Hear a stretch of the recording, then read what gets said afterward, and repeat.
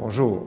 Dans cette capsule, nous allons parler des symptômes du trouble dépressif persistant, qu'on appelle TDP pour faire plus court.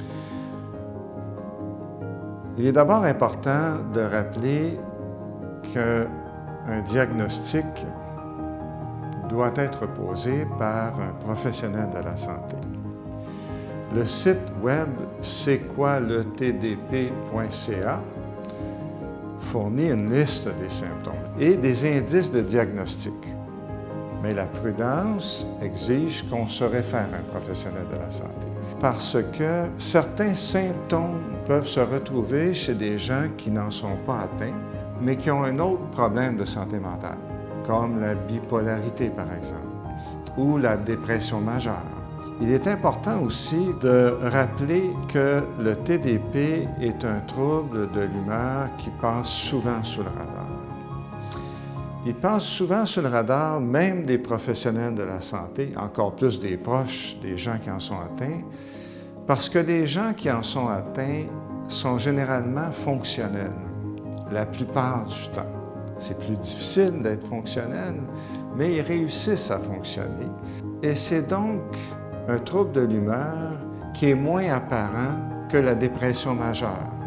D'autant plus que les gens qui en sont atteints en sont souvent atteints depuis très longtemps et interprètent cet aspect comme étant un trait de personnalité.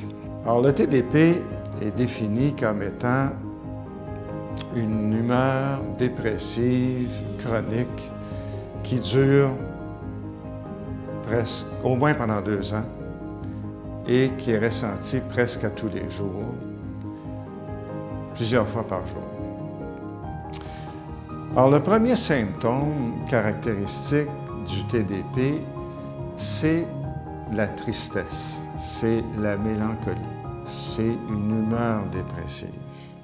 Souvent, sans raison apparente, qui est là presque tout le temps, qui est là très souvent. Un symptôme qui vient un peu avec ça, c'est aussi de la fatigue. Parce que le trouble de l'humeur fait en sorte qu'on doit, pour continuer à fonctionner, dépenser des énergies plus importantes qu'une personne qui n'en est pas atteinte pour réaliser les mêmes choses. Parmi les symptômes du TDP, il y a souvent un manque d'intérêt envers la vie, manque de plaisir, difficulté de concentration, difficulté de prise de décision, une humeur anxieuse ou irritable, être mal dans sa peau de façon générale. On retrouve aussi une faible estime de soi. Ce qui fait en sorte que les gens qui en sont atteints vont souvent se retirer au niveau social ou vont avoir plus de difficultés à établir des relations interpersonnelles satisfaisantes. Ça peut être aussi des conséquences comme des troubles de sommeil, ça peut être des troubles alimentaires. Bien sûr, le TDP n'a pas la même intensité chez toutes les personnes, ça varie d'une personne à l'autre. Quand on reconnaît qu'on a la majorité de ces symptômes, il y a de fortes chances qu'on soit affecté par le trouble dépressif persistant.